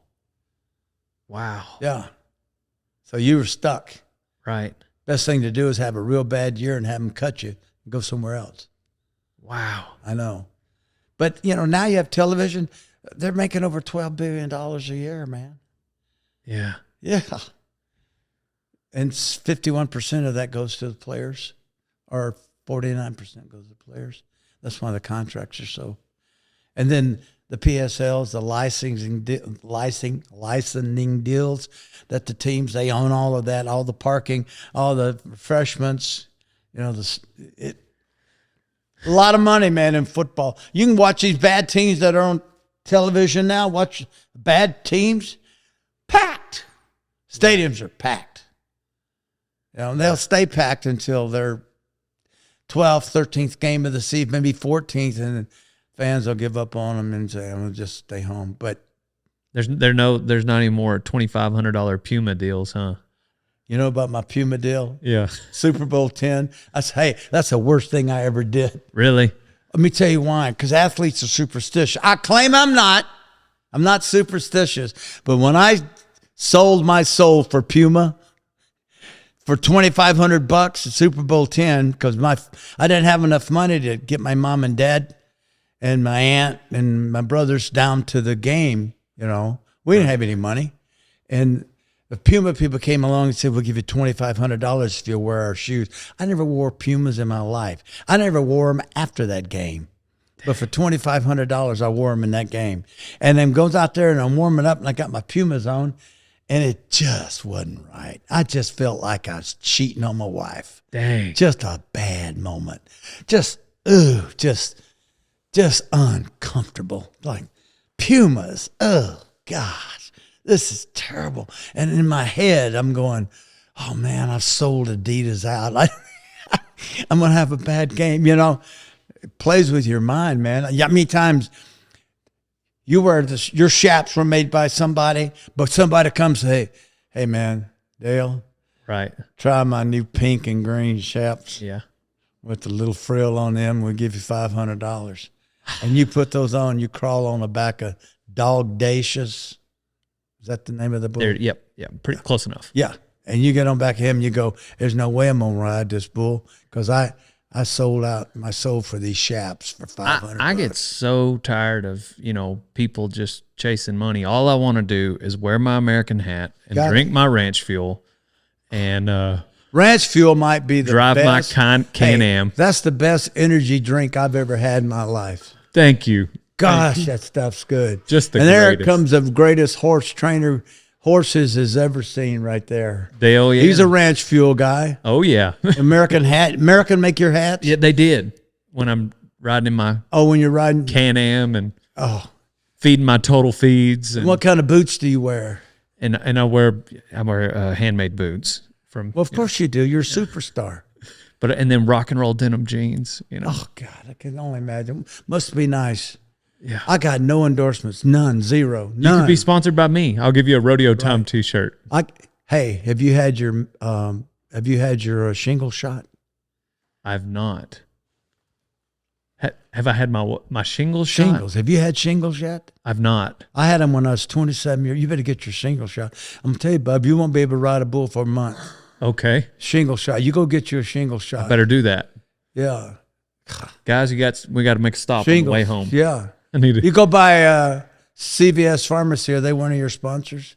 Well, they will be. They if will you be. go in there, they talk about you all the time. They love you, man. That's what I've heard. Yeah. I've heard that. Well, what's not to love? I will disagree on one thing. What's that? I cannot stand the color brown. Oh, you talking about my hat? Exactly. Yeah. Why brown hat?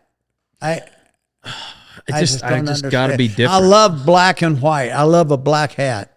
Yeah. My horse trainer who just walked in, you know how they are. And you got to have that halter cut, that straight across. Not me, Jack. I just had a new black hat. I took him with me. We were in Santa Fe, New Mexico. We went to O'Farrell's. See how I do it? Yep. See how I pretend like I don't know just so they can be a part of the conversation? Exactly. That's the genius behind me. Yeah. Yeah. So we went to O'Farrell's. They already had, I was there 12 years ago, Tammy and I were, and we got two of the awesomest hats you've ever seen. I wear my black one with the silver all the time. Love it. People say, it's a cool hat, man. Everybody, how many times do people say, God, TB, that is a cool hat. So this time I go back since I perform now and I sing at Branson at the Clay Cooper Theater. Is this the part of the show where we start laying out stuff where we do and getting our sponsors' names in? Because go ahead. Can I have 5 minutes? Absolutely.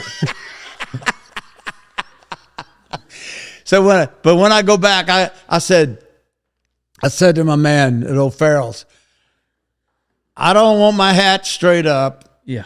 And I don't want it square. And the last hat I had, I rolled it a little and pointed it a little. There you go. Kind of a bonanza. Yeah, so I wish I'd have brought it down here, shown it to you. But so I want to lay it a little flatter like George Strait wears when he's singing. And that's called the cowboy cut, huh? Cattleman cut. Cattleman. And Bub, he put this hat on me. He had one there, and he put that cattleman cut on me. I'm going to tell you what, I got sexy boom. My sexiness and my coolness just, boom. I said, that's me. What size hat are you? 7 5/8. Me too. I'll get you. I'll send you an I don't want American. a brown hat, and I don't want it like that. Look like you got it on backwards. What? Look at that big old. Let me see now. There. Does that look better? Is that better? Actually, it does look like that's the way you should be wearing it. Finish it out like Yes, this? I got a. Now my feelings are hurt.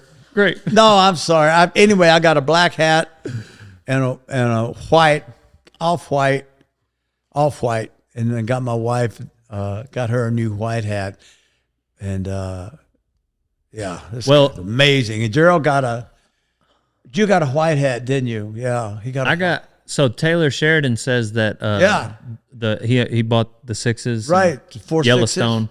Yeah, He said that the bad guy in the movie is always the one wearing the black hat. yeah.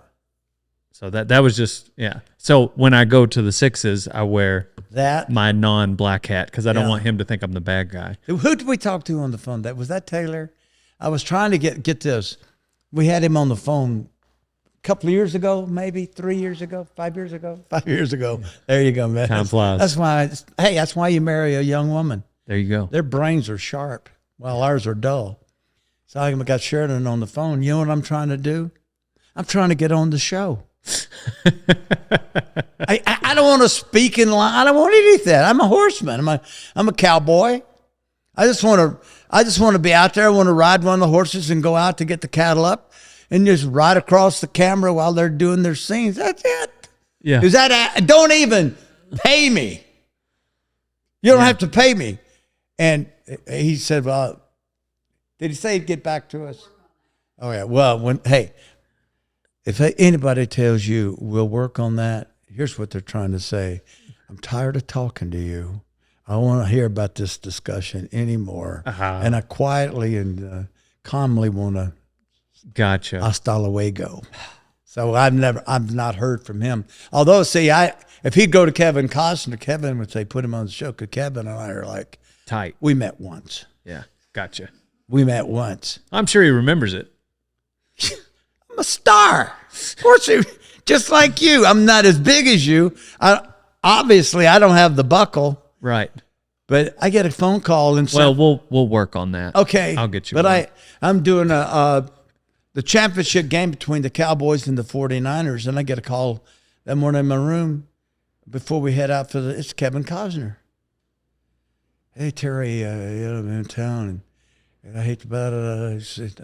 I'm like, Kevin Costner. And he says, can you get us sideline passes for the game? Is there any way that can be possible? I said, yeah, I get you sideline passes. Number, and I get him sideline passes. We're on set doing it. We're in commercial break. Here comes Kevin and two of his people that I got fired. We go, hey, Kevin, I act like I've been knowing him my whole life. That's the only time I ever met him. But I got him passes. I'd do the same for you. Oh. But your entourage is a little, I've heard about you guys. Yeah, we might end up on the field Probably. during the game. Can you sing? I can throw a football. Okay, because I could get you. I'll tell you get you a this. national anthem. I'll tell you gig. this. I can throw a football. Can you sing? Better than I can sing. Okay, but But yeah, of course I can sing. Of course. I can get you Louisiana Tech. National Matt anthem. Nice State games coming up. Boy, they'll need a good. National anthem singer. Yeah.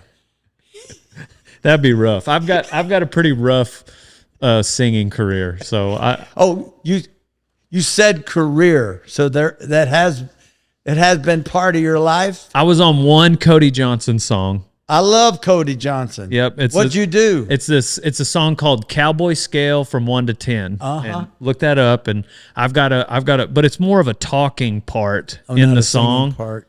And then I did try to sing the chorus when we were recording it, just to send it to Cody, and it was pretty bad. Bad. Well, the booth, there was the delay with the microphone and the headphones, and I was distracted, and I couldn't hear the music, and it just didn't sound as good. Hear the music. It didn't. How you gonna sing? Thank you. Of course. I love Bub. Hey, they did you wrong. And Cody Their said, song out, they did you wrong. we sent it to Cody, and he said, we'll work on it. Yeah. Just like Taylor told you. I did a deal with Bob Wills, and I went down to some little old town somewhere in Texas. Drove like half Turkey? a day. I don't know where I went. That's where he's from. Pulled into this little old bitty studio, went in there and sat down and sang this one line. And I sang it with my daughter. Oh, thank God for her. I was terrible. Ooh. Ooh, it's out there too. It's hard in the mic. You can see it. It's In the out booth. there. How come fly? You know what? You're the one falling in cow crap all the time, not me. And I got flies over my No, head. must be this ranch we're on. Yeah, it must be. Exactly. I'm sad I missed your sale. I'd like to get my hands on It was Saturday. Yeah. I need we need a new 2-year-old gelding. You sell them that young, or are they more finished? You want to ride in gelding? Got it. Yes, sir. Yeah. We got him. You got them. Yeah. We won't even sell him to him. We'll give him to you. Oh, one of those. Yeah. Nice. It's his leg still broke. Yeah. Have you ever tried to figure out? Someone calls and says, guy calls it. I say, Doc, my horse fell and broke his leg. What should I do? Well, shoot him. Then calls back later. Okay, I shot him. Now what? What do I do now? Got a broke leg and a gunshot. Yeah. Yeah, it's kind of like you get a horse from a guy, and you inevitably, well, he ran off, or he bucked with me. It's like, well, he never did that with me. Like, man, that son of a buck died. Do you remember the radio guy Don Imus No. from New York? Oh, he was on the air for 50 years. Famous radio guy. He's like Howard Stern, but clean. You know, big does a lot of political stuff and I was on his show every week. And he's got a big ranch in New Mexico, and he goes, well, you got all them horses out there. You'd think you'd be able to maybe send a couple of them horses over to my ranch so the kids could ride. But they does a lot for kids. And I said, well, how many you want? He says, I'll take all you can send me. I sent him 5. So he gets out there. Now, I never told him they were broke because he's got a trainer. I asked him, you got a trainer? I just assumed they put a saddle on them or tried to because they never had a saddle on them.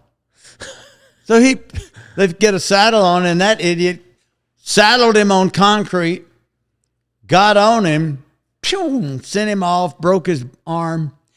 Next week on the air, he's calling me everything in the book. Boy, blaming me, accusing me. And I just flat said, you dumbass.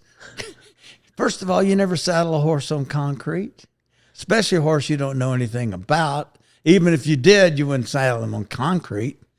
And then I said, hey, I didn't tell you they were broke to ride. You had a trainer. I figured your trainer would break them for the kids or the kids.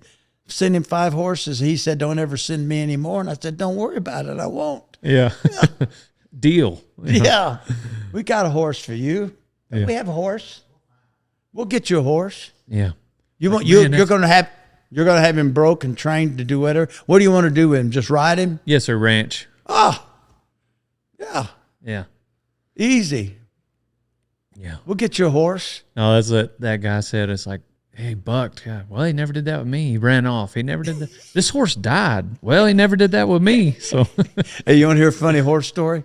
So I was in thoroughbred business. Before I was in the thoroughbred business, my partner, Steve Davison, he ran a lot of horses. All right. So he's running down at New Orleans down there, and he's got a horse that never has won, but he's really good. If the horse was coming down the stretch and he was in first, he'd get second. If he's in second, he'd get third. If he's in third, he'd get fourth. He never finished a race. So he's down there, and his dad's on him all the time. You got insurance on these horses? Yes, right. You need to drop that insurance. That's too much money on a horse. Those things and his dad was sticking his nose in his horse business when his dad had no place because this kid had his own money. So Steve tells this story. His dad's on him about insurance. You got to. So he's trying to appease his dad and everything. And all right, I want to give us. I'm just pushing him off. Horse is coming around turn 4, hits the stretch. Got a 15-length lead. And Steve's standing up. He's, go, Billy Bob. Go, Billy Bob. Oh, my God, Billy. He's done all, so the horse goes, tumbles. ooh, Right in the stretch. Doesn't move. Jockey's off, runs over to the horse's head. And here comes, of course, the horses go by. Here comes the ambulance. You say ambulance or ambulance? ambulance. Ambulance. Who's Lance? Who's Lance? Lance. Who's Lance? Ambulance. Lance? Ambulance. Yeah. How do you say it? Meat wagon. You say ambulance? I guess. Is that what you say? Isn't it? It's what I say. I'm learning to say it now. You say police or police? Ambulance. Yeah. Ambulance. Okay. Yeah. So anyway, here comes the ambulance. EMS. All right. And the doctors, and they're all running. Next thing you know, they put the tarp up so you can't see him kill the horse. All right, they got to put him down. He broke his leg. Steve says, I run. I jump to my horse. I get on my knees. I put his head in my lap. He's got dirt all in his nostrils, and he's breathing, and his nostrils are flared up, and they're red. And he says, I'm brokenhearted because, he was going to get his first race. His cell phone rings in his pocket, and he looks, and it's his dad. What? What do you want? How did Billy Bob do today? He died in the stretch. I told you he wasn't worth it. He always dies in the stretch. No, he died in the stretch. He said, I told you he would. Dad, he's dead. He said, son, did you have insurance on him? Yeah, I had insurance on him. Good boy. I'm glad you didn't listen to me. Oh my God. He always dies in the stretch. stretch. Oh my, it's funny. Oh man, yeah, race horses. Yeah, I was too big to be a jockey. Not maybe 10. No.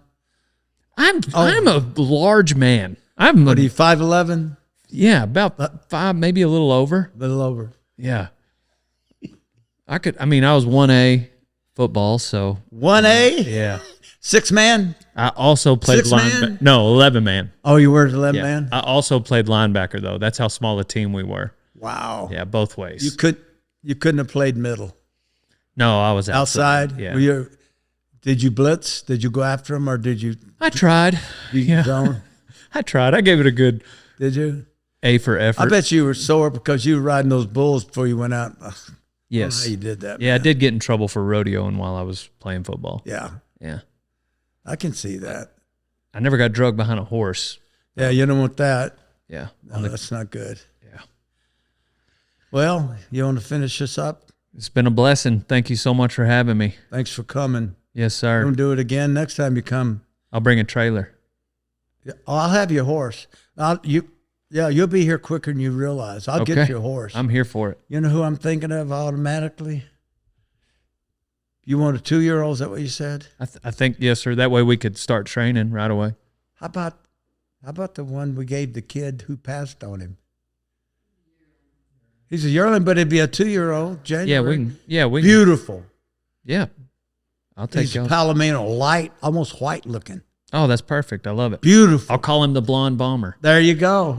He's a halter horse. I mean, he's going to have some muscle on him. I'm going to call him bomber. You're going to bomber. Yeah, I'll call him bomber. That's what they call me, bomber. Yeah. Bomber.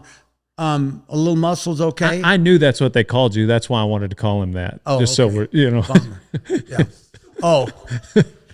I mean, you're just going to ride What a it. coincidence. That's what they called me. I mean, you just want to ride him on the ranch, and he don't have any cow in him. Is that okay? Yeah, that's I fine. mean, but he'll dang sure do everything. I don't have any cow in me either. I'm more of a boy rather than a cowboy. So Yeah. we'll be a great Yeah. match. He's out here. I'll show him to you. I'd love to see him. You can have him. Yes, sir. I'll give him to you. I already given him away once. As a matter of fact, he's so good. I'm glad I didn't give him away because I think I'll get him fit and show him at the Palomino World. Well, I'll take care of him. He'll get plenty of total feeds. What kind of feed? Total feed. Did you say total feed? Well, I want you to know right now, if you're not feeding total feed, my friend, you're just not feeding feed. You ain't no cowboy. That's right. There you go. The heck, what's wrong with these people? I don't know. Yeah. On to the next one. Thank you, Mr. Bradshaw. Terry, we're friends now. Yes, sir. We're friends. That's Thanks. for sure. Thank Appreciate you. it. Yes, sir. Thank you, sir. Thank you, sir.